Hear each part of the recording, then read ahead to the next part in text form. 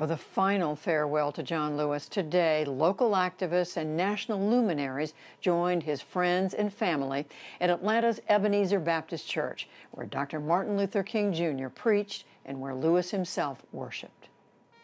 The funeral service for Representative John Lewis included remembrances from 4 former U.S. presidents, 3 in person, including Republican George W. Bush, who said Lewis and his faith elevated America's politics. Listen, John and I had our disagreements, of course. But in the America John Lewis fought for, and the America I believe in, differences of opinion are inevitable elements and evidence of democracy in action. We, the people, including congressmen and presidents, can have differing views on how to perfect our union while sharing the conviction that our nation, however flawed, is at heart a good and noble one. From former President Bill Clinton, a reminder that John Lewis, the activist, was also a committed bridge builder. As a young man, he challenged others to join him with love and dignity to hold America's house down and open the doors of America to all its people. He got into a lot of good trouble along the way, but let's not forget, he also developed an absolutely uncanny ability to heal troubled waters.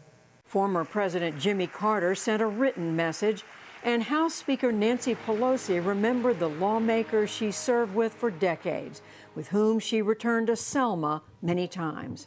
That is what John Lewis was all about. Nonviolently insisting on the truth. He insisted on the truth in Nashville, in Selma, in Washington, D.C., at Lincoln Memorial. He insisted on the truth wherever he went. And he insisted on the truth in the Congress of the United States. He always talked about truth marching on. He always worked for a more perfect union.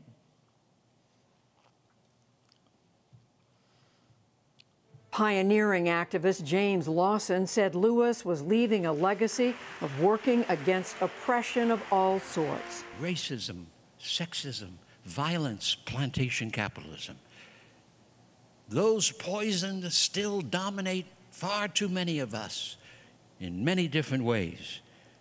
John's life was a singular journey from birth through the campaigns in the South, through Congress, to get us to see that these forces of wickedness must be resisted. It was left to the last of the former presidents to speak today, Barack Obama, to deliver the eulogy. He chose to link John Lewis's causes to the politics of now. There are those in power who are doing their darndest to discourage people from voting by closing polling locations and targeting minorities and students with restrictive ID laws and attacking our voting rights with surgical precision, even undermining the Postal Service in the run-up to an election. He knew that every single one of us has a God-given power, and that the fate of this democracy depends on how we use it. The Obama eulogy was in keeping with Lewis's forward-looking final words to Americans.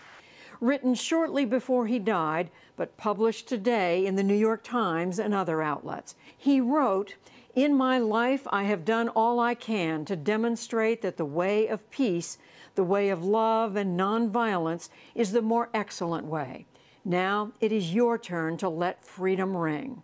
When historians pick up their pens to write the story of the 21st century, let them say that it was your generation who laid down the heavy burdens of hate at last, and that peace finally triumphed over violence, aggression, and war. Late today, John Lewis was laid to rest in his beloved Atlanta. And how much this country owes that one man, John Lewis.